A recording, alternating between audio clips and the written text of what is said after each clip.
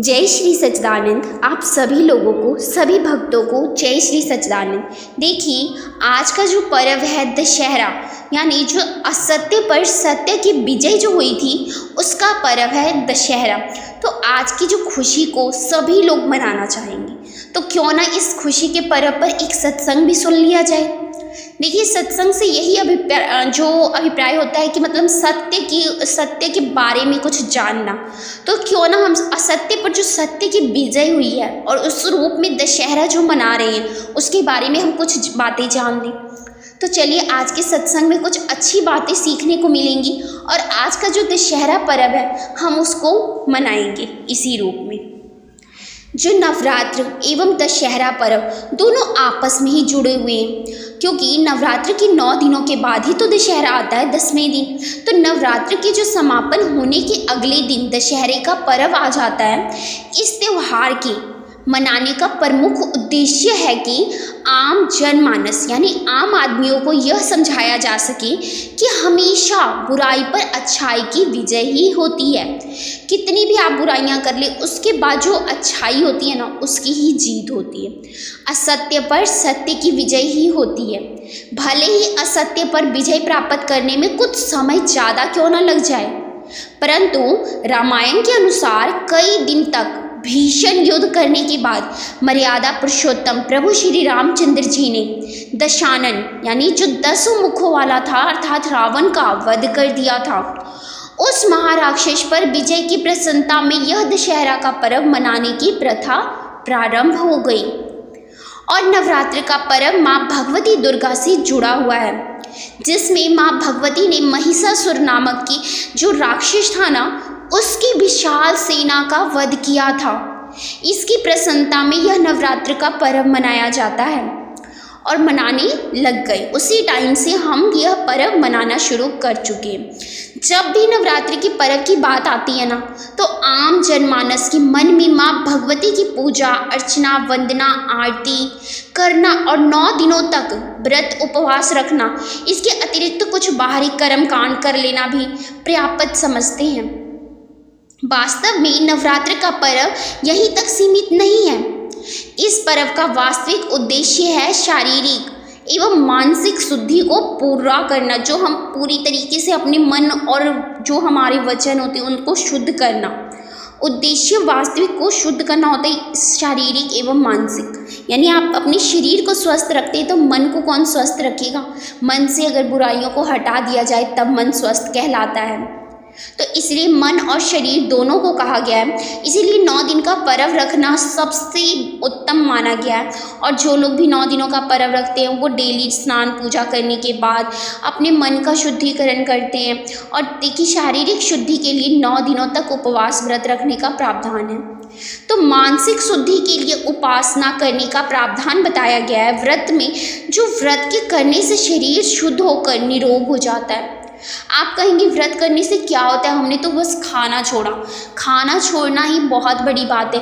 आप अगर सोच रहे कि मैं ज़्यादा खा लूँगा तो मैं बहुत अच्छा आदमी हूँ, ऐसा कुछ नहीं है। व्रत रखने से आपका शरीर निरोग होता है और व्रत पूजा आपके ऊपर ही प्रभाव डालती है। कभी भी हम भगवान के लिए रखते हैं वो चीज़ हमारी अपनी एक साइकोलॉजी फैक्ट्स के अनुसार वो चीज़ें हमारे से ही जुड़ी होती हैं और हमको ही निरोगी काया देती हैं। तो और उपासना की करने के समय हमारा अंतकरण पवित्र हो जाता है। जो मन होता है ना, वो बहुत ही पवित्र होता है, क्योंकि आप नमक, तेल, मसाले सब छोड़कर शुद्ध भोजन यानी फल, फलाहार, दूध, आलू, केले, मेवा यही सब करते हैं। इसकी वजह से तो आपका पेट यानी आप जो खा पी रहे हैं वो शुद्ध है, आपका अंतकरण पवित्र हो जाता है। परंतु उपासना किस प्रकार से करनी चाहिए, यानी आप व्रत तो कर रहे हैं मगर भगवान की उपासना भी तो करनी होती है, किस प्रकार करनी चाहिए, इस पर हम लोगों को ध्यान देने का नितांत आवश्यकता है। क्योंकि हर कोई व्रत तो कर लेता है, लेकिन शायद ही किसी किसी का मन साफ होता होगा। तो उपासना शब्द 2 शब्दों से मिलकर बना हुआ है। देखिए, उप तथा आसन, यानी उप शब्द का अर्थ है समीप या सहायक और आसन शब्द का अर्थ है बैठना। यहाँ पर उपासना शब्द का भावार्थ यह है कि उस शक्ति के समीप हमको बैठना है, अर्थात मतलब उस शक्ति का ध्यान करना है, समीप बैठकर हमको उस शक्ति का ध्यान करना है, जो मन को एकाग्र करके उस शक्ति को देखना है। अब प्रश्न यह उठता है कि उस शक्ति का स्वरूप क्या है, उसका जो ऐसा रूप स्वरूप है कैसा, जिसका हमें ध्यान करना है। इस विषय में दुर्गा सप्तशती के श्लोक में उस शक्ति के रूप का स्पष्ट वर्णन है। या देवी सर्वभूतेषु प्रकाश रूपेण संस्थिता नमस्सतु से नमस्सतु से नमस्सतु से नमो नमः। वो जो शक्ति है ना, प्रकाश स्वरूप है, और उस प्रकाश स्वरूप शक्ति को ही हम इन स्थूलों नेत्रों में नहीं देख सकते, क्योंकि जो हमारी शक्ति है वो सूक्ष्म है और जो नेत्र हैं वो स्थूल है। उस शक्ति को दिव्य नेत्र से देखा जा सकता है। जो हमारी आंखें हमारे अपने इन शरीर में लगी हुई आंखें, उन आंखों से देखना पार नहीं पा सकती। हमें उन्हें देखने के लिए दिव्य नेत्र चाहिए, और दिव्य नेत्र तब प्राप्त होते हैं हमें जब हम ध्यान करते हैं। उस दिव्य नेत्र का ज्ञान समय के पूर्ण सद्गुरु श्री महाराज जी, जो सद्गुरु जी हमारे हैं, वो हमें प्राप्त कराते हैं। हम लोगों का नवरात्र और दशहरा का पर्व मनाना तभी सार्थक होगा जब हम वर्तमान समय के सद्गुरु की शरणागत होकर दिव्य दृष्टि को प्राप्त करें तथा अपने अहंकार रूपी रावण पर विजय प्राप्त करें।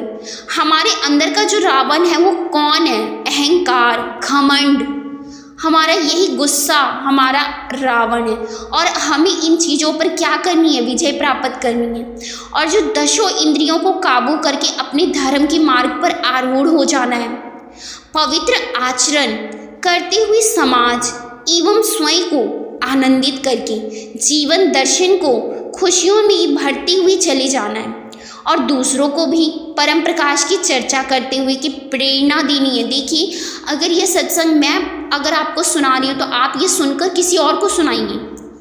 हमें अपने जीवन में ये काम तो कभी भी नहीं छोड़ना चाहिए कि हमने कुछ सीखा तो हम दूसरों को ना सिखाएं, हम दूसरों को अवश्य सिखाएं।